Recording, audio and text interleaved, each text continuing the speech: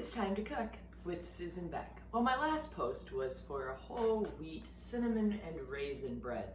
And today I thought I'd just back up and just make a plain basic white bread. This recipe will make 2 loaves, but all you have to do is cut the ingredients in half and easily make just 1 loaf.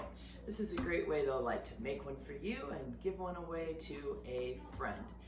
Or if you have a large family, like when my kids are home, we don't even have a large family, we can go through 2 loaves of homemade bread rather quickly. All right, well, let's talk a little bit about making bread. First of all, I like to use instant yeast, and you will find in any of my bread posts the conversation about this. I buy it in a large container like this, and I store it in a container in the fridge with the lid on, and it will last even past the expiration date a bit. So we're going to be using instant yeast, different than the little packets where you have to mix it with the warm water and hope everything bubbles well. I love instant yeast because it's going to go right into our dry ingredients. And speaking of those dry ingredients, I'm going to use some bread flour today as well as all-purpose flour. The recipe that I use came with my KitchenAid stand mixer, and it calls just for all-purpose flour, so it's perfectly fine with all-purpose flour only. You can do it completely with bread flour, or I'm going to do that combination today. We'll also use a little salt, a little sugar, some water, and some milk, and 3 tablespoons of butter. Margarine would be fine if that's what you have. As you can see, there are no fancy ingredients to making bread, things that you really just have in the house. Unless you're not usually a bread maker, maybe you need to pick up some yeast. All right, we're gonna start by putting all of our dry ingredients into our mixer. We're gonna start with 4½ cups of flour. We will be adding up to 6 cups depending on how the dough comes out here. So I'm just gonna put in some of this bread flour, 2, 3, and I'm going to switch over and use all-purpose flour for the rest. So that's the kind that's just in my canister on a regular basis. So there's 4, and I know I'm going to need at least 5. So I'm going to go ahead and fill that to 5 cups of flour and put half of it in right now. All right, we're going to add that extra as we add our moist ingredients, our butter, our water, and our milk, because we want that dough to pull away from the sides. All right, moving on then to our next ingredients, we need 2 teaspoons of salt, and I have already measured out 3 tablespoons of granulated white sugar. And then this is where that instant yeast is different. I'm going to put that right into my dry ingredients. Since this is a 2-loaf batch, this is going to take a fair amount of yeast. We're going to use 4½ tablespoons. And I'm just going to eyeball that half of one there. Maybe that was a little on the low side. Put in a little bit more. Okay, otherwise you can get out a 1½ teaspoon and do the same thing. We're just going to mix all of those dry ingredients together so that that yeast is mixed in with the flour, and the salt and the sugar are also evenly distributed. So I'm just using a spatula or a wooden spoon or something to take care of that. And now for the liquid ingredients. I'm going to use a saucepan, just a small one, on top of my stove, and I am going to be melting the butter in this saucepan as well as warming up our water and our milk. Now you could also do this in the microwave. In my microwave it takes about 1.5 minutes to get it to the proper temperature. Today I'm going to do it on the top of the stove and use my thermometer. I want it between 105 to 115 degrees. 110 is perfect, but that range will work. We don't want it so boiling hot or something that it kills our yeast. We want to just activate our yeast when we add this to our dry ingredients. So into my pan goes my 3 tablespoons of butter, 1½ cups of water, and 1/2 cup of milk. And I'm just going to turn that all on. And it's okay to be at like medium-high, medium heat. We're just gonna do it long enough to melt it, and the warmer temperature will just make that happen fast. The butter is starting to melt here. We'll just give that a little stir. One sign that it's not quite to temperature yet is that the butter has not melted yet. So I have hit the 120 mark, and that's a little higher than I want it to be. No big deal. We'll just leave it to sit and cool for a little bit and get it back down to the temperature that we want. That butter has a little chunk in there, but that will melt right away because this is warm enough. Oops, try not to do that. Well, as I said, I got it a little bit warmer than 115 degrees. I was up in probably the 120, 125, but that's okay. It's been sitting here for just about, maybe 3 minutes, and now I am back down to the 115 degrees, and that little chunk of butter that was in there has completely melted now.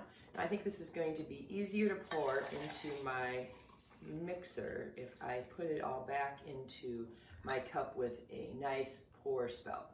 So we're going to be adding that now to our dry ingredient. The first thing we're going to do is add our dough hook to our stand mixer and then raise that up, and we will slowly add in our liquids.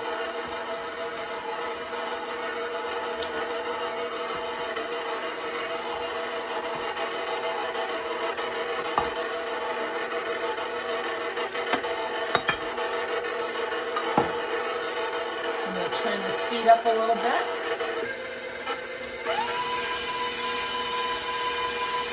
And little by little, those dry ingredients will mix in with our milk, butter, and water.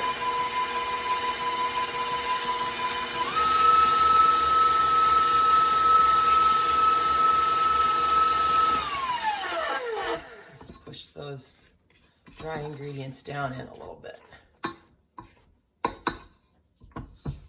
As soon as you add that yeast, you can just smell. It smells like homemade bread already. Now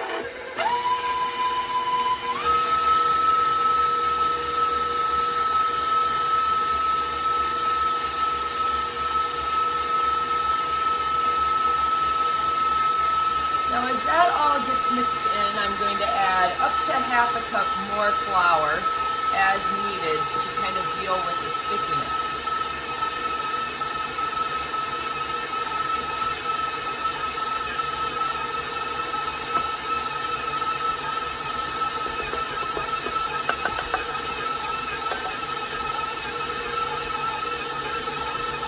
Notice how everything is pulling away from the sides, and now we're just going to let that knead briefly.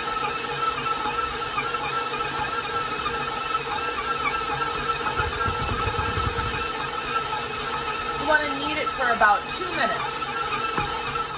Well, it's been 2 minutes and our dough is ready to rise. This part will take at least an hour, I find. Sometimes I can get it done in 45 minutes, sometimes a little more than an hour, but I want my dough to rise to about double in size what I have now. So a lot of times I'll just kind of knead it a little bit to get it into a nice ball shape. I should mention too that if you don't have a stand mixer, your kneading can just be done on a countertop, just folding over and pressing down again and again. All right, I've got dough that's in perfect condition, not very sticky, but I would normally recommend, if you're gonna do this for a while, to put some flour on your surface. All right, so my dough is ready, and you can probably put it right back into the pan you have, or you can get out a clean one if there's a little dough and things in there. So I'm just going to give this a nice spray with some cooking spray and stick my dough back in here. And as you can see, it fills about half of the container. So I want this to come up and fill the entire container before I'm ready to move on to the next step, which will be to punch it down, the best part, and break it into 2 loaves that will arise again for a little bit longer. So you probably want to allow yourself, minimum 3, but I really probably would never make bread if I didn't have at least 4 hours of time. All right, next, this is going to sit covered in a warm spot. For me, that's next to my fireplace. This is some fantastic bread dough. Wow, has it risen way more than double. It's way above the top of the pot we put it into. So we'll get to that in just a minute. First, a little cooking spray into our loaf pans. 2 loaf pans because we're going to make 2 loaves of bread. All right, best part of the day is I get to punch down the bread dough. Woo! There we go. And it sinks right down in. And from that point, we're going to take it out and break it into 2 pieces. I just kind of eyeball that, and I am going to make 2 loaves of just your traditional white bread today. All right, just kind of knead it around a little bit to make a nice loaf and place it into the greased pan, and then my other one. Making a nice loaf again, and into the pan. Now we play the waiting game again. We have to cover this, keep it in a warm spot again, and we want it to rise and double in size again, hopefully coming up above the tops of these pans. Oh my, I am just having a great bread rising day. Checked my bread and it is nicely raised above the sides of the pan. This means it's time to get my oven preheating to 400 degrees. I'm going to put my towel back on the top of these so they don't dry out too much while I wait for my oven to warm up. My oven is done preheating to 400 degrees. The light has gone off on the oven to show me that, and I am ready to put my beautiful loaves of bread into the oven. Be sure you have your oven racks in the center. Since these are raised up so nicely, we don't want them running into the rack up above. So it's time to set a timer for 30 minutes, and we'll get these to a nice golden brown. I just removed my loaves from the oven. Nice golden brown tops here. We want to take them out of the pans right away. So I'm just going to take a knife and run it around the edge, and I can just feel that loosen right up and it's ready to pop out. Let's do the same with the other one. Running our knife around the edge, and I'm going to put these, need 2 pot holders, right onto a cooling rack. Do the same thing with the other one. Just dumps it right out so nicely. And I'm just gonna let those sit on their sides there and cool. Now I know it's really, really tempting to take that same knife and cut right into these gorgeous loaves of bread, but don't do it. You'll squish down that dough and they just really need to cool for, well, 30 minutes would be good, but as long as you can possibly keep your hands off of the bread, do so. Well, the only thing better than getting to punch down that dough is getting to slice up one of these beautiful golden loaves of white homemade bread. I like a serrated knife for this, so here I have a knife that's got kind of that ruffly edge to it.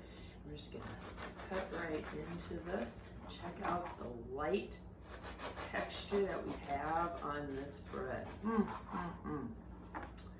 It's light. It's got a few air holes.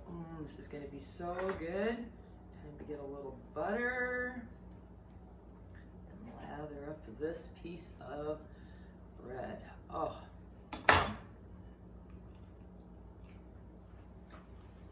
There's nothing I enjoy more on a snow day or a Saturday where I'm going to be home than to make some homemade bread.